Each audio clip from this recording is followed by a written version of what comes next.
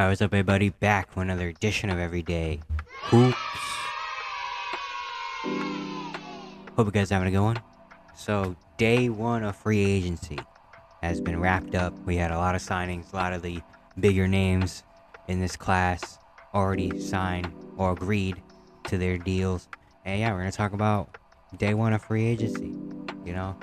Thank you guys for the views on the videos and the shorts recently. Really appreciate it. If you like the content around here, consider subscribing, like, turn notifications, do all stuff like that. I'd really appreciate it. Really helps out a lot. Look at the analytics. A little bit less than 1% of you that actually watch the videos are subscribed. So, if you're watching, hit the subscribe button. I really appreciate it a whole lot. And yeah, I don't want to waste any more of your time. Let's get right into it. So the first deal of free agency that happened pretty much right when 6 o'clock hit was Draymond Green re-signing with the Golden State Warriors, a 4-year, $100 million deal with a player option after the third year. Kind of felt inevitable after the last few days. The Warriors trading for Chris Paul, trading away Jordan Poole, and hearing all the stuff going on over there. The Warriors want to go for one last kind of championship run, and they re-signed Draymond Green 4 years. He got his $100 million. Shout out to him. 25 mil a year for 4 years, and he has a player option after the third year, which lines up with Steph and Clay. So yeah, they did it pretty much very quickly. Pretty much it looked like it was gonna happen, and it happens. He's staying in Golden State, of course, and yeah, it was the right move at this point. It was the right move, and yeah, we get to see how the Warriors build the rest of this team out. Going down some of free agency, the top guys, probably the top guy left on the market, Kyrie Irving. Took a little while, but he officially is back in Dallas, signing a 3-year, $126 million deal. Did not get a 4-year max that a lot of people thought he was going to get, or a 5-year. He only got a 3-year deal with $126 million, so about $42 million a year with a player option in there as well. And yeah, again, it kind of seemed inevitable after the last few weeks, what's been going on and said. A lot of people were kind of assuming Kyrie's going back to Dallas, and he does. Not in the full 4-year or 5-year, but it gives him a 3-year contract, which is very interesting. A player option after 2 years. And yeah, we're going to see how the Mavericks fill this team out as well. They already made another signing. They signed Seth Curry to a 2-year deal with a player option. So he will be back in Dallas after he was there a few years ago. And yeah, that's a great move as well. The Mavericks always need some shooting around Luka and Kyrie. And we're going to see how the Mavericks fill the rest of this roster out. But the main prerogative of re-signing Kyrie, they did that. Another re-signing, Chris Middleton, obviously, pretty easy one. Everyone in the world could have guessed this. He re-signs with the Bucks on a 3-year, $102 million deal with a player option. He took a $10 million pay cut from what he could have got to instead of signing a 3-year deal, which matches up, I think, kind of with Giannis's contract with the player option after the third year, because Giannis still has 2 years left on his contract, I think. So Chris Middleton, that kind of lines up there. I mean, this was kind of one of the most obvious things you could have predicted in the world. Chris Middleton going back, took a bill pay cut. See what the rest of this Bucks team does. Some more re-signing. Very interesting one though. Kyle Kuzma re-signs on a 4-year, $102 million deal with the Washington Wizards. Kind of surprising when you first saw it, but then when you kind of look around, it kind of made sense. I predicted him going to the Kings, but then the Kings re-signing Harrison Barnes and getting in Chris Duarte in a trade, re-signing Trey Lyles right at the start of free agency as well. It's like, okay, I guess he's not going to Sacramento. Then Houston was another option, but I guess he didn't want to go there. So he just re-ups with the Washington Wizards. He got 4 years, $102 million. Kind of disappointed, honestly. I really wanted to see him leave and go to another team, but hey, he got his money, so it's all good. And now, yeah, he even tweeted after, like, hey, Washington, I'm here. Let's continue to build. It's going to take a while, but, we're in it. And I like that, especially with the player movement you see all the time. I like that Kyle Kuzma was like, you know what? I'm going to stay here, get my money, and we're just going to build up in Washington. The team that gave me this big opportunity. So, yeah, I guess Kyle Kuzma's going to be a Wizard for a little while. Now, one of the bigger signings from day one of free agency, the one that kind of didn't really shocking in a way of like the money or something, but Fred VanVleet is a Houston Rocket. He leaves the Raptors. He signs a 3-year, $130 million contract. He's going to get paid $43 million a year. The insane story. I posted a short last night. You can go watch it. But yeah, Fred VanVleet, their journey is crazy. From undrafted out of Wichita State, played in the G League for a while, worked all the way up to the rotation, won a championship with the Raptors, and worked her way up to being a starting point guard to being an All-Star 2 years ago. And now he's getting $43 million, which is insane. Of course, the Rockets had about $60 million in cap space that they had to spend, and there's talks last few days about Fred VanVleet potentially getting 40 mil, but now he gets 43 mil for 3 years. And yeah, I mean, shout out to him for getting a huge bag. That is amazing. And yeah, for the Rockets, is it an overpay? Probably, but at this point, it's like, what else were they going to spend that money on? You know? And they need kind of veteran leadership. They need to start building a culture there. And why not get a guy in Fred VanVleet that, was a big part of the Raptors culture? I think he can really come into Houston and do some things. Even though they do have Amen Thompson there now, Fred VanVleet could be kind of a mentor and be a vet there, which they really need. Another big signing in terms of money, Jeremy Grant re-signs with the Portland Trailblazers on a 5-year, $160 million deal. He's getting paid about $32 million a year, which is another insane bag for Jeremy Grant, the way he worked up from Syracuse to his rookie year to now. Getting paid $32 million is amazing. Of course, this kind of was expected a little bit because how Damian Lillard came out and said he wants to keep Jeremy Grant in Portland, and once he said that, it was like, oh, well, he's going to stay because Portland's going to give him whatever he wants, and Dame runs Portland. So he gets paid $32 million, which is a lot of money, but hey, got to do what you got to do to satisfy your stars, and Dame's probably satisfied now with this contract, and Jeremy Grant is absolutely as well. Going into restricted free agency, Cam Johnson is back in Brooklyn. He signs a 4-year, $108 million deal to stay in Brooklyn. I'm surprised he didn't get any other offer from like Houston or Detroit or anything. Maybe everyone already knew he was going back to Brooklyn, and he knew he wanted to go back to Brooklyn, so he didn't even get talked to any other teams potentially.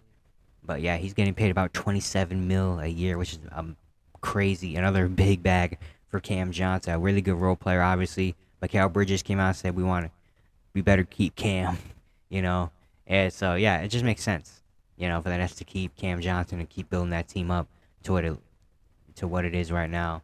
And yeah, $108 million for Cam Johnson, man. Wow. More on the re-signing front. Jakob Poeltl re-signs with Toronto on a 4-year, $80 million deal with a player option. He's now, I think, a top 10 paid center. He's gonna pay $20 million a year. And yeah, I feel like this is kind of about right for Jakob Poeltl. I think he's one of the more underrated bigs. Can do a lot of different things, protect the rim, score inside, pass the ball. He does a lot of very good things. And the Raptors, especially what they gave up last year, they gave up a couple picks to get him. It wouldn't make sense for them to lose him. And yeah, I think it was just Raptors did what they had to do. And also, speaking of the Raptors, they lose out on Fred VanVleet, but they get his replacement. Dennis Schroeder signs a 2-year, $26 million deal to go to Toronto. He's getting paid $13 million a year. Dennis Schroeder had a very solid season last year with the Lakers. And yeah, now he gets to go to Toronto, where he probably gets the starting job at this point. They don't really have any other point guards on the roster. Dennis Schroeder going to be the starter. I mean, Toronto, we'll see how that goes. But yeah, they get his replacement for about $30 million less. That's crazy. Fred VanVleet's getting paid $30 million more than Dennis Schroeder. That is crazy. But I think it's a very solid move. I think he kind of fits the Raptors team. He could be a solid, facilitator, be a pesky defender, which they like over there as well. I think it's a very solid move. Now we're going to talk about some teams, what they did in free agency on day one. Starting with the LA Lakers. The Lakers are making moves. Day one of free agency. The first move they made, they signed Taurean Prince to a 1-year deal.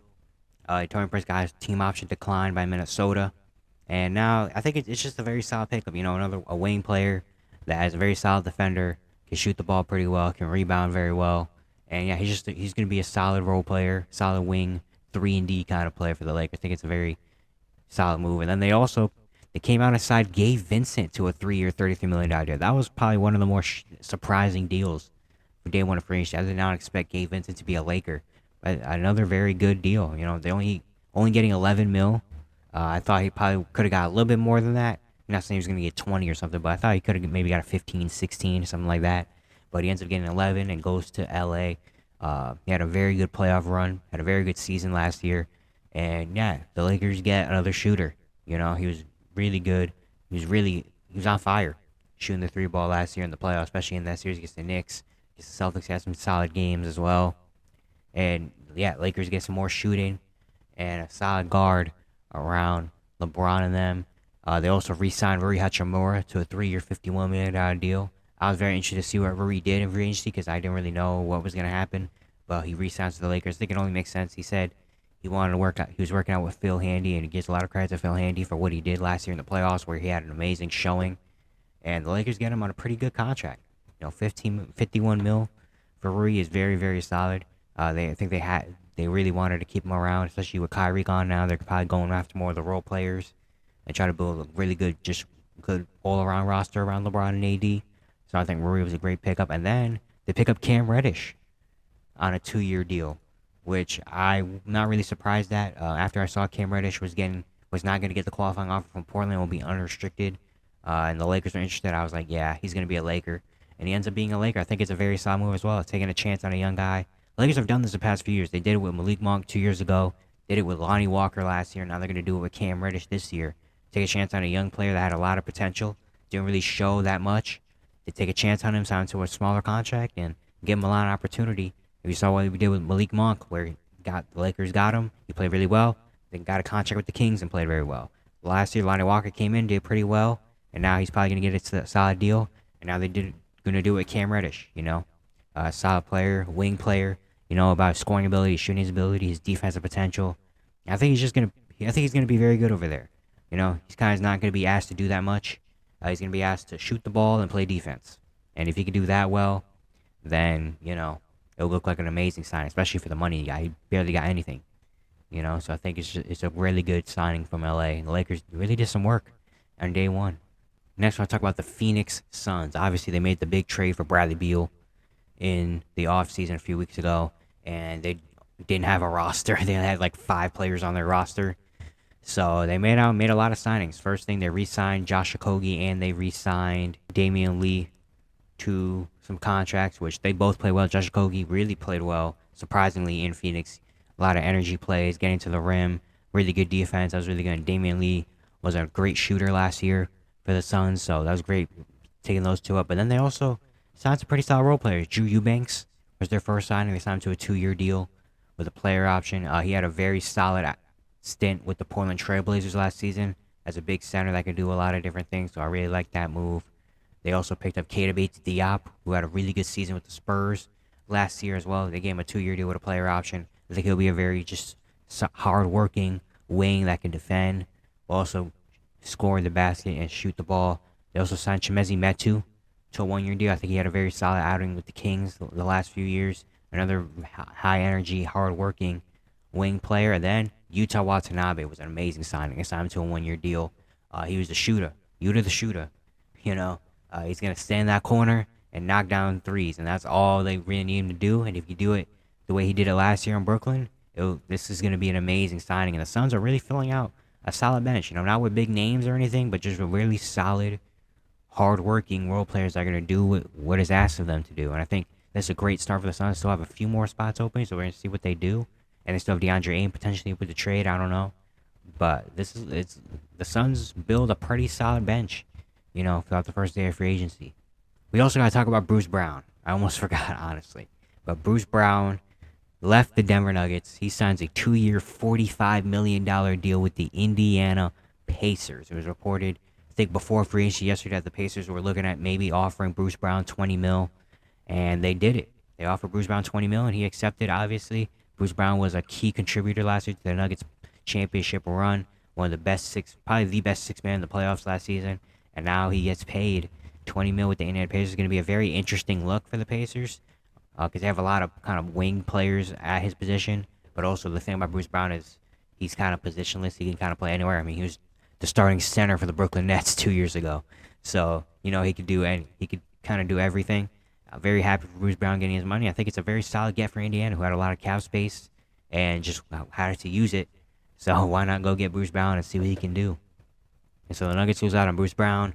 They made a couple of re-signings. They re-signed DeAndre Jordan, veteran, bringing a lot of culture and leadership over there. And then they also re-signed Reggie Jackson to a 2-year deal worth $10 million, which very surprising because he didn't really play that much in the championship run, but he gets a 2-year deal. He's probably going to get a lot more opportunity with Bruce Brown gone. So we're going to see what they do. But the Nuggets re-signing some of their guys. He also made some signings. They lost out on Gabe Vincent and potentially Max Strus. They re-signed Kevin Love to a 2-year deal with a player option. He had a very solid playoff run with Miami, still showing he has some left in the tank. And then he also signed Josh Richardson. He's back in Miami after playing his first few seasons there. He's back in Miami on a 2-year deal, which I very like. I like a lot. He's a really good, solid wing role player. That's going to shoot the ball, defend. He can handle it a little bit as well.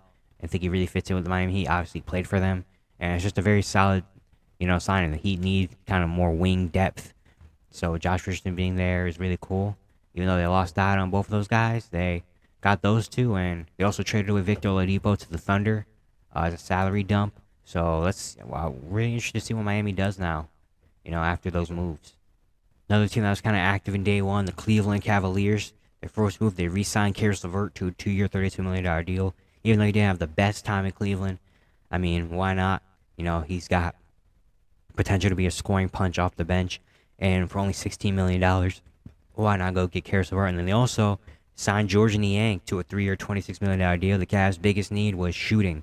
And Georges Niang is a shooter. The minivan, he has some solid years in Philly. He's about a 40% three-point shooter. And that's a great addition to the Cavs, especially on that contract. They're also trying to work out a sign and trade for Max Strus. We're going to see what happens, how that works out. But if they get him as well, the Cavs are really upgrading. The shooting ability is the biggest weakness, and I love how Kobe Allman came in and really is addressing that. Some more interesting signings I want to talk about a little bit. Joe Ingles signed a 2-year, $22 million deal with the Orlando Magic. It was reported right before free agency started, like Magic are emerging as a contender to sign Joe Ingles, and then he signed him. Just bring some veteran leadership to this young Magic team. I really love this young Magic team. Joe Ingles, of course, had the ACL injury a few years ago. Last year, Milwaukee has some solid showings. And he's just a veteran. He's just going to play solid basketball. High IQ, can handle the ball, nice passer, can shoot the ball, can defend pretty solid. Just a very solid basketball player. Even though he is older, he can still come on the court. He didn't really rely on athleticism or anything, so he should be fine. And he just brings another veteran presence to this Magic team. Another signing, this is actually the last signing of day one. Derrick Rose signs a 2-year deal with the Memphis Grizzlies. The Grizzlies, of course, they traded away Tyus Jones. John Morant's going to get suspended for the first 25 games of the season. They brought in Marcus Smart, but then they bring in Derrick Rose. Knicks declined his option because they wanted to bring him in a smaller contract. There are a lot of teams maybe looking at Derrick Rose, and he goes to Memphis, where he used to play college, University of Memphis. He's back there. I think he's going to get opportunity to show that he still has some more left in the tank. Those 25 games, going to be open, and he's probably going to be their backup point guard. Maybe they put Marcus Smart in there as the starting point guard. Who knows?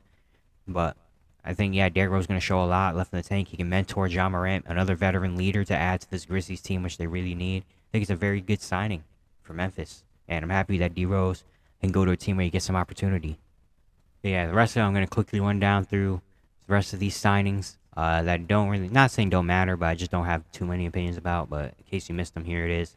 Kobe White re-signed on a 3-year, $33 million deal with the Chicago Bulls.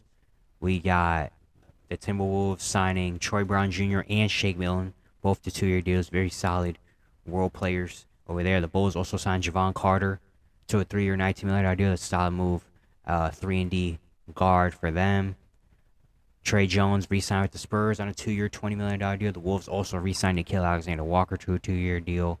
Herb Jones re-signs with New Orleans on a 4-year, $54 million deal. Great value for Herb Jones. Julian Champagnie re-signs with the Spurs on a 4-year, $12 million deal. And then O'Shea Brissett signs a 2-year deal with a player option with the Boston Celtics. And those are all the moves on day one of free agency. That'll be it for today. Hope you guys enjoyed. Once again, if you enjoyed the content around here, consider subscribing, turn notifications, all stuff like that. I'd really appreciate it. You have said a lot. And I will see you guys tomorrow.